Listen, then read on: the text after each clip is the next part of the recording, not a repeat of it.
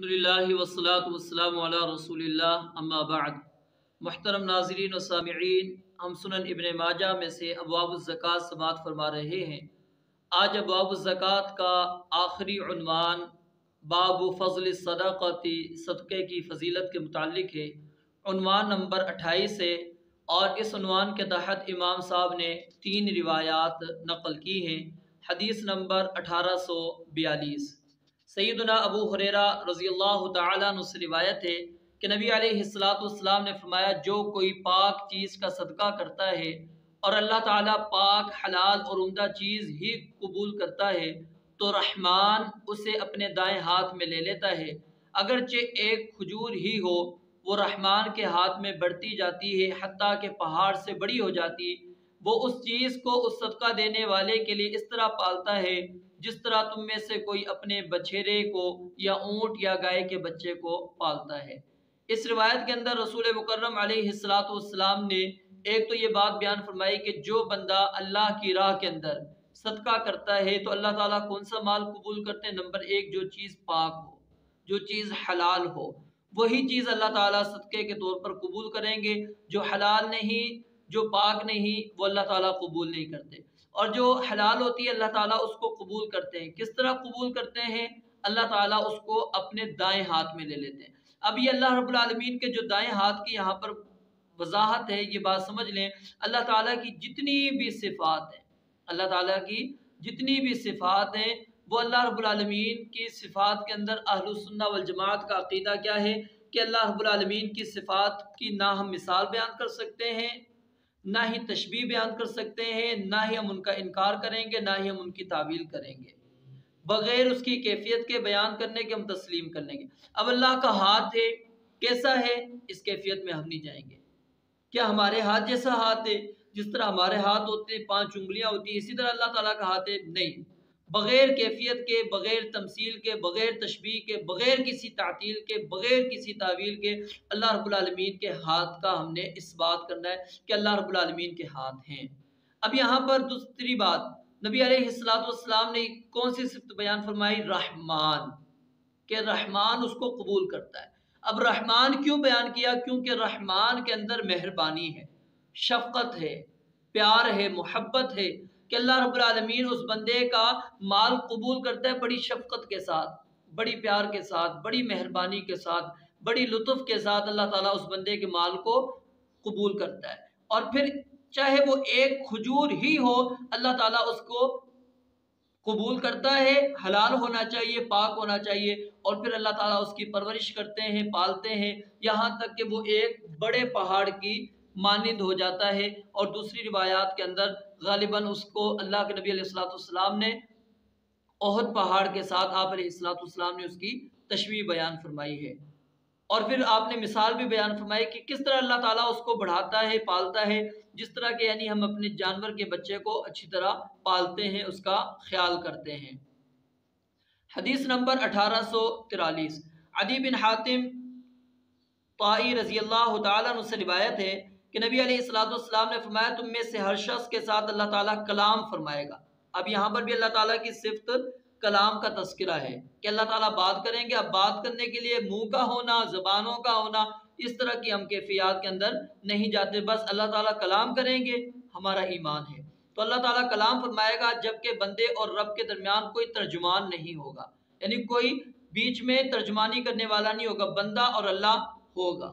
بندہ سامنے نظر اٹھائے گا تو اسے سامنے آگ نظر آئے گی، دائیں طرف دیکھے گا تو اپنے بھیجے ہوئے اعمال ہی نظر آئیں گے، بائیں طرف دیکھے گا تو پھر انسان کو ادھر بھی اپنے اعمال ہی نظر آئیں گے جو اس نے آگے بھیجے تھے۔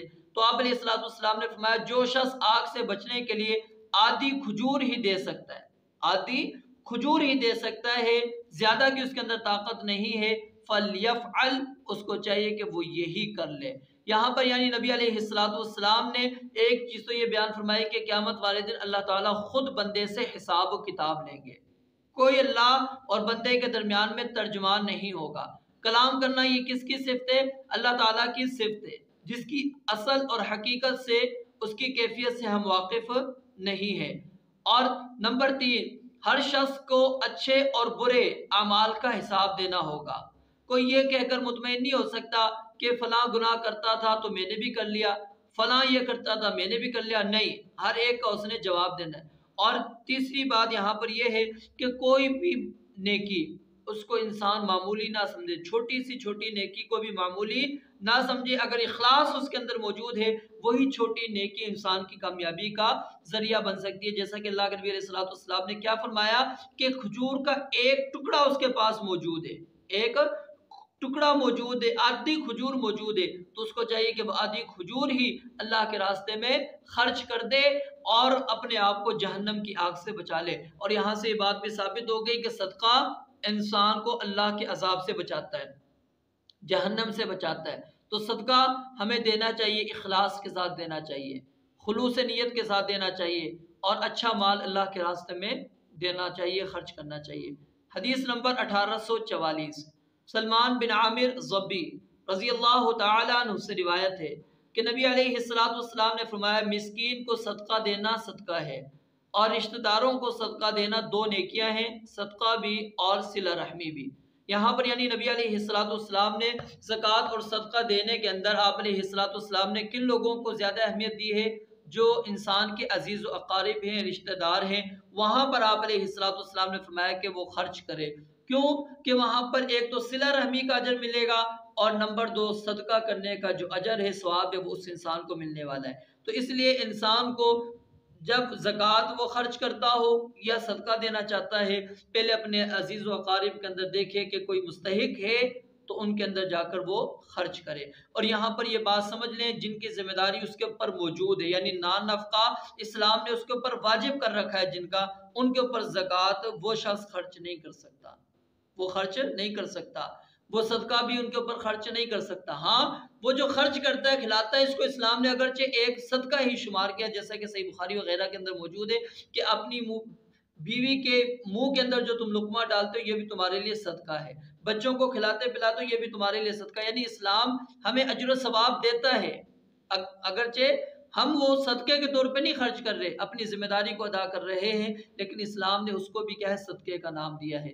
تو الحمدللہ آج ہمارا کتاب الزکوٰۃ مکمل ہوا۔ اللہ رب العالمین سے دعا ہے رب العالمین جو ہم نے سنا اور سنایا اس پر اللہ تعالی ہمیں عمل کرنے کی توفیق عطا فرمائے۔ اگر کسی مسئلے کے اندر ہم صحیح رہنمائی نہ کر سکے، قرآن و حدیث کے خلاف اگر کوئی بات زبان سے نکل گئی تو وہ شیطان کی طرف سے، میری طرف سے ہے۔ اللہ تعالی ہمیں اس کی سمجھنے کی اور اس سے رجوع کرنے کی توفیق عطا فرمائے۔ اور میں ان احباب کا بھی شکر گزار رہوں گا جو کسی غلط مسئلے پر اگر وہ ہمیں نشاندہی کرتے کہ آپ کا یہ مسئلہ قرآن سے نہیں تھا، حدیث سے نہیں تھا، آپ نے یہ غلط مسئلہ بیان کیا ہے، تو ہم کھلے دل کے ساتھ انشاءاللہ اس مسئلے کی اپنی اصلاح کریں گے اور قرآن و حدیث کے مطابق ہی اس مسئلے کو دوبارہ بیان کریں گے۔ اللہ رب العالمین سے دعا ہے رب العالمین سمجھنے اور عمل کرنے کی توفیق عطا فرمائے۔ وآخر دعوانا الحمدللہ۔